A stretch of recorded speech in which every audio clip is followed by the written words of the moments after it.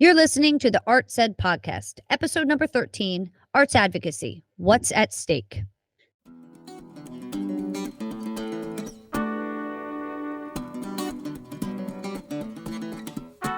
Welcome to the Art Said podcast, conversations through the perspective of the arts in education, hosted by educators and artists Shauna Longo and Edric DeBose. Hey, Edric, how's it going today? I'm good. And you? I am fantastic. So, Lovely. we're going to continue our conversation this episode, bouncing off of our last one where we spoke to the amazing Wendy Liskow. And we started to kind of just touch the surface of advocacy in her organization, Arts Ed New Jersey. And so we thought we'd dig a little bit more into that conversation, specifically since this episode will be airing in February, right before March. And I'm going to talk about what's coming in March that y'all as arts educators might be planning for or should be thinking about or have on your horizon. So let's start with talking about like what's at the roots of arts advocacy in education. Right. So, picking up on what Wendy was talking about, I read back through the transcript just to look at specifically what she was saying. And I kind of set it up when we first started the interview, asking the question broadly, because I was looking for what's the emotional kind of core of it. What's really at the heart of it.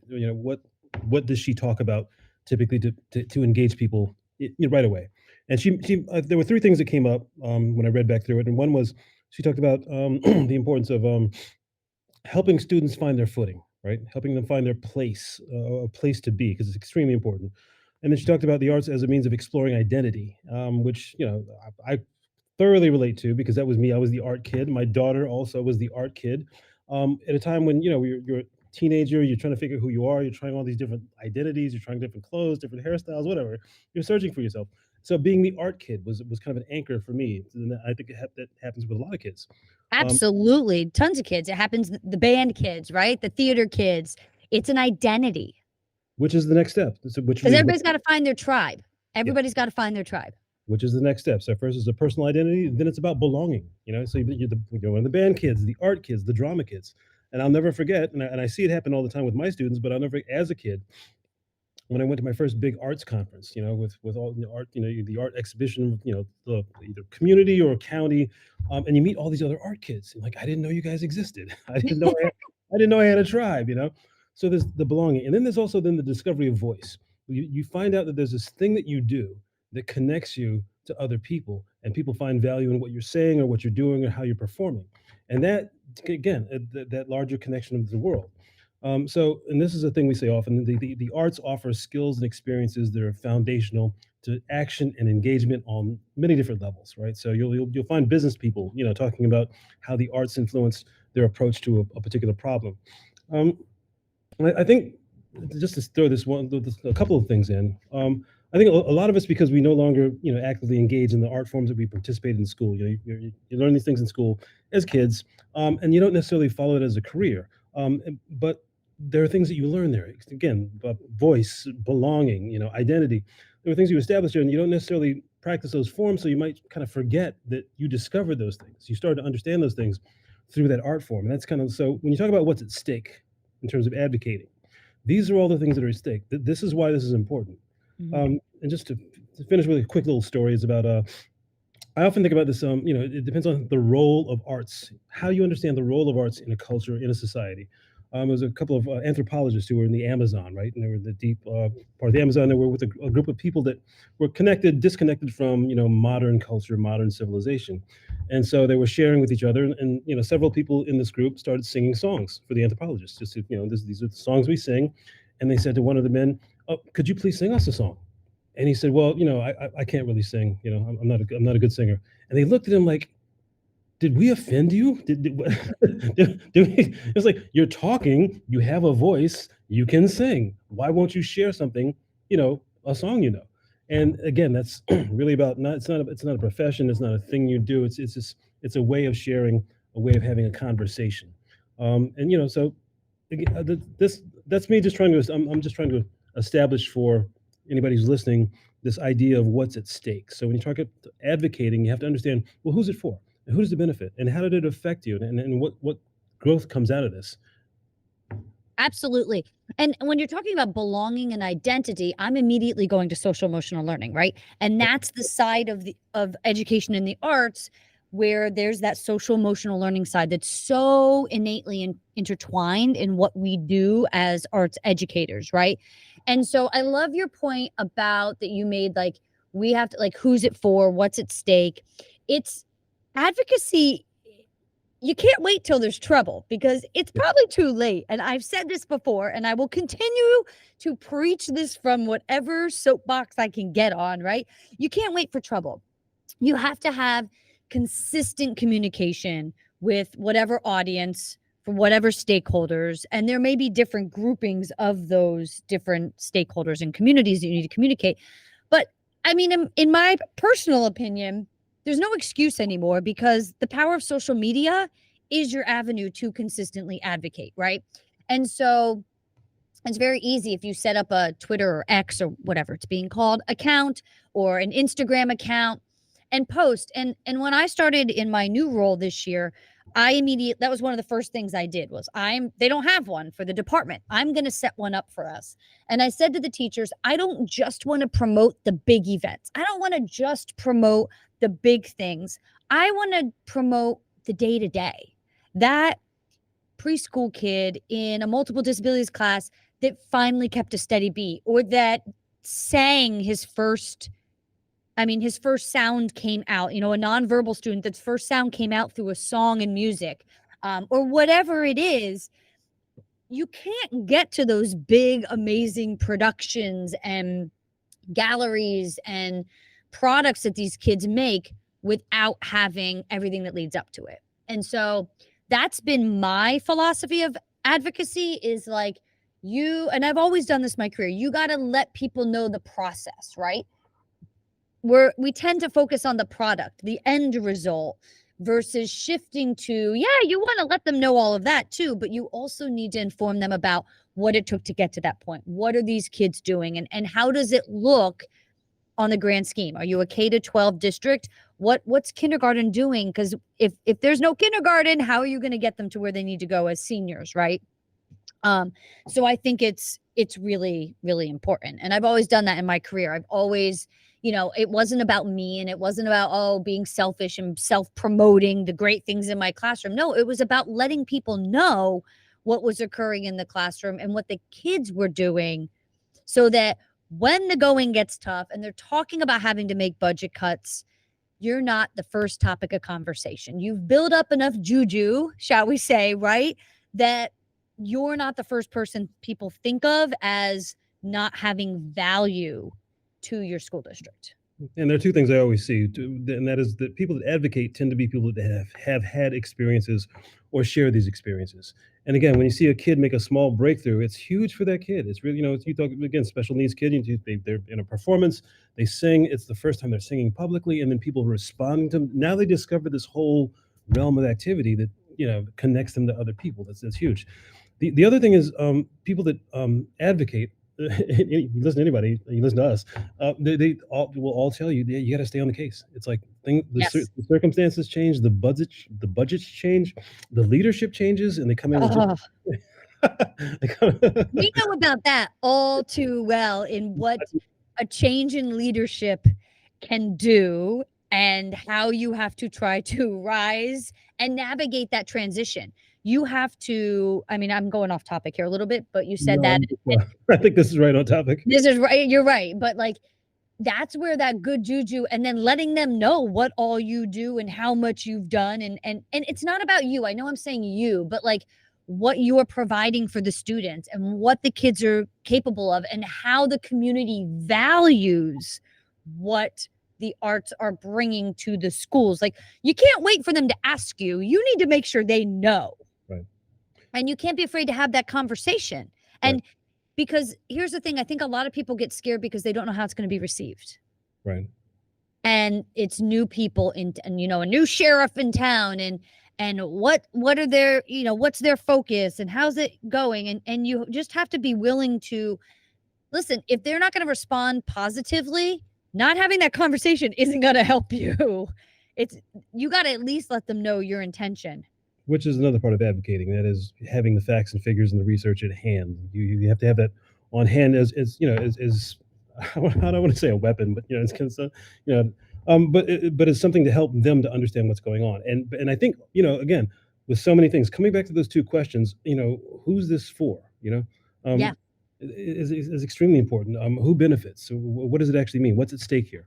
I think when you ask those two questions and you think about the students, that is the most powerful place to have that conversation from. And I think that's why I think Wendy started from that place. When we talked absolutely. to her. Yeah. Yeah. Yeah.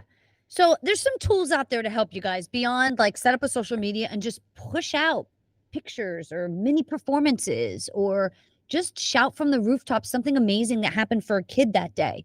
And putting if you can put a face to a story, it helps with the empathy factor. But sometimes you can't, right? Because of um whether the parents signed off and this and that. But there's ways around that. There's ways to take the backs of kids' heads, or, I like to take shots because I don't necessarily know who has releases and who doesn't.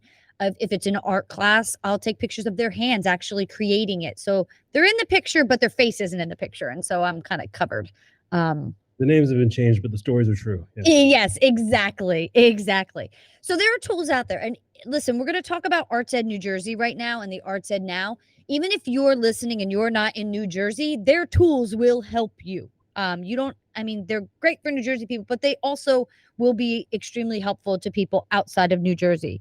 They have an Arts Ed Champion campaign. If you go to their website, and we'll put it in the description of today's podcast so you have an easy link to it. And again, we're not getting any kickback from them, by the way, folks. We just believe in their cause and want to let people know what tools are there to help you be a consistent advocate and consistent communicator of the value of the arts within education. Their Arts Ed Champions is they're looking for people to help champion the arts within their towns. And they could be teachers, they could be administrators, but they could just be parents or kids. They have a big program where they're trying to get students involved in the advocacy effort. Because again, the students' voices are very powerful to people. That it builds that empathy side, and to hear it straight from the kids versus what the adults are saying. They have professional learning. They've got free PD for teachers, as well as some paid. They have a lot of research and guidance posted on their website that you can utilize to help build a case if and when you might need to, or just to kind of build that good juju and resources. They have an Arts Ed Now and For All campaign. That's a new thing. But one of the things I thought that actually came out of a conversation I had with them on a call was they just released a Curtain Rise advocacy. Have you seen this, Edric? I have not. Okay. So they put together resources for school performances. So if you are a music, theater, or dance teacher, they have a curtain speech. They have program ads you could put in your program. They have pre-show videos that you could put up on a projector before your show starts to build that advocacy effort on a more global scale. And they would absolutely work for anyone across the country. So check them out. It's like done for you to make it nice and easy to start to build that voice for advocacy within your schools. And I think that's what I appreciate the most about them is they're always thinking about what will help others to spread this word and do it well. Yeah, if you're in New Jersey, take a look and take a listen. If you're outside, look at how they've set themselves up and what they've done, because Arts Ed New Jersey really kind of begins with doing the research on how many kind of different kinds of art programs are happening in the schools in the state. So how much is there a music department? Is there an art department? Is there drama? Is there theater? Is there dance? They've asked those questions. They put that information together, and it kind of begins with that. And they've built outward from that by making connections to other organizations that also advocate for the arts.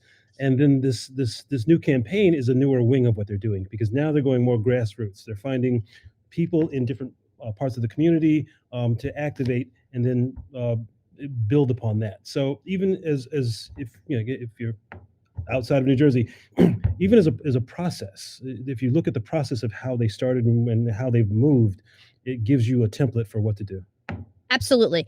So I started with a little tease at the beginning of this episode about what's coming up, like right after this episode actually airs versus when we're recording it. And that is March. Will be right around the corner. And March is the month for two huge arts advocacy movements, one of which is Youth Art Month. That's on the visual art side of the world. It's administered by the Council for Art Education, CFAE. If you Google Youth Art Month, it'll come up. This year's theme for 2024 is Dream in Art. Some tips on what you could do for Youth Art Month. First off, make it what works for your community, right? And all of these efforts, it's not a one size fits all. It's great to get others' ideas of what people have done. And if you Google it or go on Facebook, I'm sure you can get them, or Pinterest, you can get a billion ideas of what you could do for Youth Art Month. But what will work for your community and like your audience, right? So like they have sample proclamations that the Board of Education can have resolutions proclaiming it Youth Art Month. That's a great little advocacy tool that brings it to that level of the Board of Education that's making these decisions. In my district, we're partnering with our Coalition for the Arts, and we're partnering with businesses downtown to display student artwork during the month of March, to make that connection with the businesses and the communities and how art can come into that, as well as other like school-based events. But the other big event for March is Music in Our Schools Month. We call it MIOSM in the music ed world. And that's administered by the National Association for Music Education, NAFME. And the theme for 2024 is I See Me, and ME is in all caps, standing for music education. Again, they have sample proclamations and resolutions for your Board of Ed that you can submit. In my district, we're doing a big like MIOSM Music in Our Schools Month tour, where our middle school, we're putting them, music ensembles are getting on buses and touring the elementary schools and doing mini concerts as like an intro to the instruments, to also kind of capitalize on, in about a month or two, we're going to want our third graders picking instruments for fourth grade, and how can we encourage that? And so it's way about making connections to kill a few birds with one stone, folks, right? I could have just had these concerts, but by giving them the focus of, we want to introduce the instruments and kind of make that a piece of it, you're also serving a bigger goal of like, okay, we want to grow our program. How can we get kids jazzed up for it and excited to want to play instruments? So those are just a few ideas that you could take with you. But here's the thing, the importance of arts advocacy all the time. One, get informed. Learn about what's happening at your school, right? What are you doing? What might you be able to do? Find out who's responsible for arts education. If you're a non-arts teacher listening to this, find out about budget, space. What do the teachers have access to? What might they need or want? And get active. Talk about the importance of becoming a champion. Go to school board meetings. I can speak as a Board of Education member, thank the board for what they do, and then ask for more. Be willing to put it on display and maybe have kids perform at a Board of Ed meeting, just a song or two, or have a teaser for the upcoming musical happen at a board meeting, or have a couple pieces displayed for an upcoming art show that's going to be happening. It's a great place to do a little teaser of events that are happening, and it serves to advocate for them. And if you are doing advocacy stuff, feel free, if you're in New Jersey, or even if you're not, like tag Arts Ed New Jersey on social media, and they'll push out your tweets, your posts on social media to get them to an even bigger audience, which will expand your advocacy efforts. Right. And I think as we're closing here, it's just, I'd like to come back to something I hear everybody saying, it's worth repeating.